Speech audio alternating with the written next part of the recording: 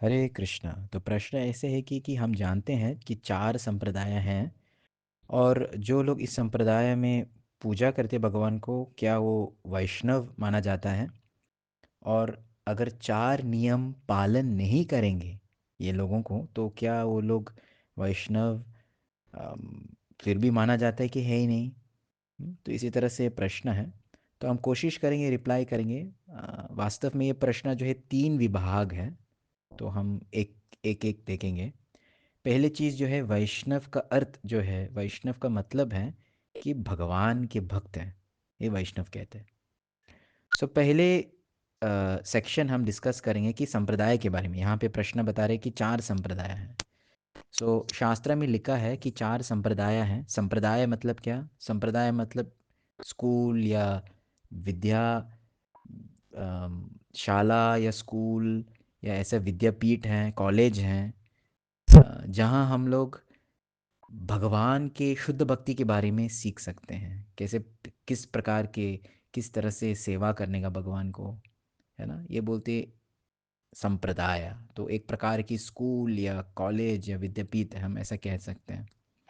और शास्त्र में उल्लेख किया कि चार मुख्य संप्रदाय हैं, जिनका हेड्स जो है, जिनका जो संप्रदाय का आचार्य जो है, हेड जो है, शुरुआत है।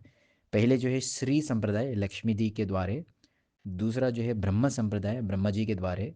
तीसरा जो है रुद्र संप्रदाय या शिव जी के द्वारे। और चौथा जो है चतुष्कुमारा या चार कुमार, उनके द्वारे है ये संप्रदाय आता है। और जैसे जैसे ये संप्रदाय काल के अनुसार बढ़ते रहते हैं आगे, गुरु शिष्य संप्रदाय में आगे जाते रहते हैं, तो ये जो शुरुआत में चार संप्रदाय है, आज हम बोल सकते कि शायद 400 या 4000 उसका शाखा है, स्प्रेड हो गया। क्योंकि जैसे जैसे टाइम जाते तो बहुत गुरु बन जाते हैं, बहुत शिष्य बन जाते हैं, है ना, तो बहुत विस्तार हो गया ये चार संप्रदाय, है ना। तो हमारे संप्रदाय जो है, ब्रह्म, मध्व, गौड़ीय संप्रदाय जो है, यहाँ पे एक आचार्य है जिनका नाम श्रीला भक्ति विनोद ठाकुर। श्रीला भक्ति विनोद ठाकुर, ये इंटरेस्टिंग पॉइंट है।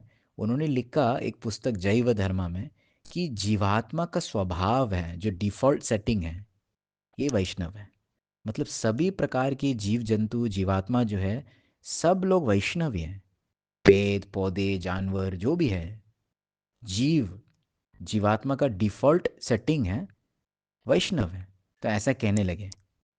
तो इसका अर्थ है कि शायद हम कोई ऐसा मिलेंगे जिन्होंने चार संप्रदाय से जुड़े नहीं हैं, लेकिन फिर भी उनका वैष्णव का भावना है। तो ये पॉसिबल है। हाँ। सो शास्त्र है उल्लेख क्या क्या है, जो लोग चार संप्रदाय से जुड़े हैं वही वैष्णव माना जाता है।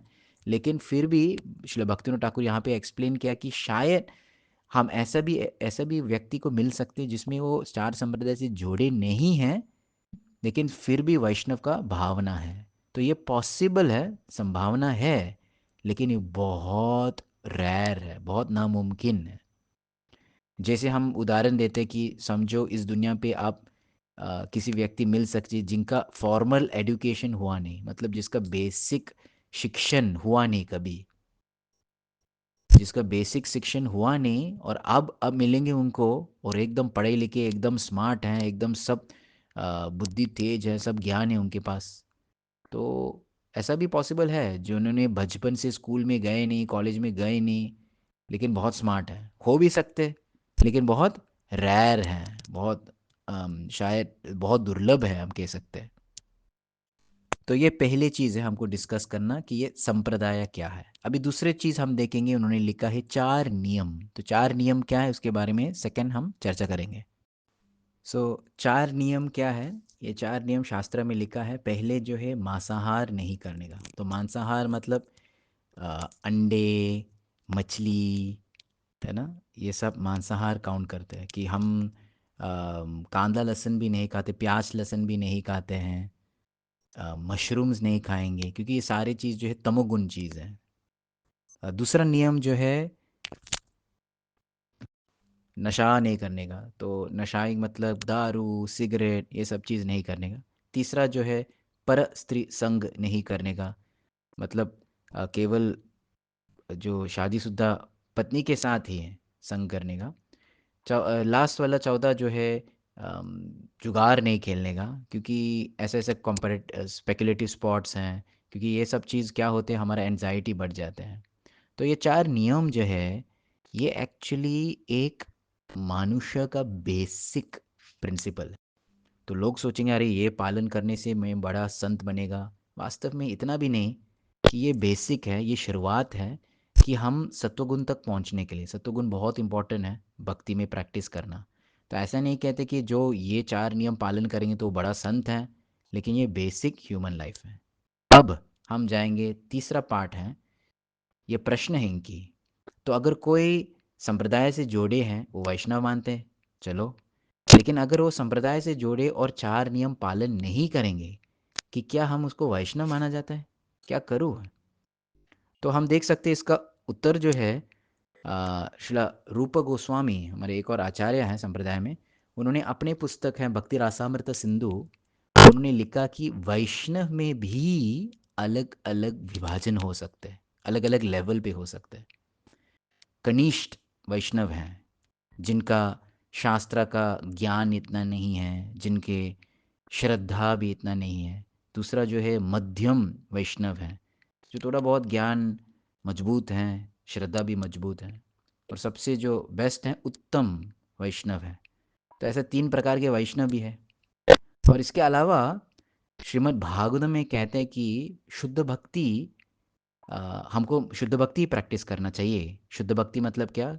हम भक्ति कर रहे केवल भगवान को संतुष्टि देने के लिए, हम कुछ चाहते नहीं भगवान से, हम बस भगवान को आनंद देने के लिए, ये कहते हैं शुद्ध भक्ति। लेकिन श्रीमद् भागवत में वर्णन कर रहे कि शुद्ध भक्ति के अलावा ऐसा मिश्रित भक्ता भी है। मिश्रित भक्ता मतलब जो वैष्णव हैं, लेकिन वो गुण के अंदर सेवा करते, गुण के अंदर भक्ति कर रहे।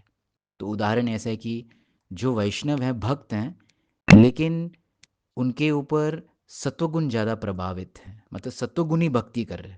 तो सत्वगुणी भक्ति का लक्षण क्या? वो भक्ति करेंगे बस एज अ ड्यूटी है, हम भक्ति क्यों कर रहे हैं, ये मेरा ड्यूटी है इसलिए मैं कर रहा हूँ। या वो भक्ति क्यों कर रहे हैं, क्योंकि मुझे कर्म को नष्ट करना, मतलब कृष्ण को आनंद देने के लिए वो सेकेंडरी आ गया, उसका प्राइमरी क्या है, मुझे अपने कर्म को नष्ट करना, क्योंकि कर्म के कारण ही मुझे भुगतना करना पड़ेगा। या उनका इच्छा है कि मुझे मुक्ति चाहिए। तो इसी प्रकार ही ये बोलते सत्वगुणी वैष्णव है। दूसरा जो है हम देखें रजगुणी वैष्णव है। तो रजगुणी भक्ति है ना, जो वैष्णव जो रजगुणी भक्ति कर रहे हैं, तो वो भक्ति कर रहा है, वैष्णव है, लेकिन उनको क्या चाहते हैं, उनको नाम चाहिए, पूजा लाभ प्रतिष्ठा, है ना, मुझे ये चाहिए वो चाहिए, ऐसा मांग रहे। तो ये बोलते ही राजसिक भक्ति है।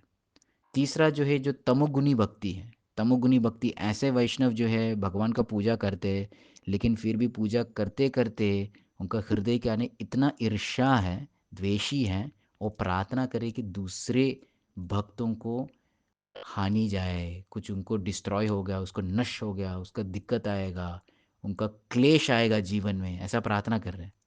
या वो भक्ति कर रहे दिखाने के लिए। तो ये सब तमोगुणी भक्ति। सो इसी प्रकार हम देख सकते हैं, भले सब लोग वैष्णव हैं, लेकिन सब लोग भी अलग अलग स्थल पे हैं। तो इसी तरह से हम वास्तव में जान नहीं पाए कि कौन किसका स्थल या कौन क्या है। इससे अच्छा हम सभी वैष्णव हैं, जो भी हैं, हम सबको माना जाता है और सबको रिस्पेक्ट करते ही है। और इससे ज़्यादा क्या इम्पोर्टेंट है कि हम ये सब चीज़ जानने के बाद कि ऐसे भी सत्वगुणी भक्ति है, तमोगुणी भक्ति, ये सब इसके पार जाना चाहिए हमको। कनिष्ठ वैष्णव हैं, मध्यम वैष्णव हैं, हमको एटलीस्ट प्रयास करना कि मध्यम या उत्तम वैष्णव बनाने के लिए। तो ये सब चीज़ जानने के बाद हम अपने भक्ति का प्रैक्टिस को इम्प्रूव करना चाहिए। हाँ, केवल शुद्ध भक्ति, अनन्य भक्ति, केवल भक्ति, ये हमको प्रैक्टिस करना चाहिए, जहाँ हम बस भगवान को आनंद देने के लिए और कुछ एक्सपेक्टेशन नहीं रखना चाहिए। नहीं तो हम ये अलग अलग प्रकार की भक्ति का रंग या ये मिश्रित भक्ति सब इसके अंदर आ जाते हैं। ओके, सो सोल्यूशन सिंपल है, सब लोग रेस्पेक्ट करो, समझ जाते कि सब लोग अपना अपना स्थल में रहेंगे, है ना। क्योंकि कभी कभी लोग विचलित हो जाते, वो देखे अरे यार प्रभु जी वो तो वैष्णव हैं, वो भगवान विष्णु पूजा करते, फिर भी चाय पीते, फिर भी बाहर का खाना खाते, फिर भी गड़बड़ करते हैं। फिर भी वो कभी कभी फिल्म का गाना सुनते हैं, कभी कभी फिल्म देखते हैं। तो क्या करूँ ये सब? तो छोड़ दो, सब लोग अपना अपना स्थल पे हैं। जो सीरियस है शुद्ध भक्ति प्रैक्टिस करना, तो ये सही तरीका से वो पालन करेंगे ही। हरे कृष्णा।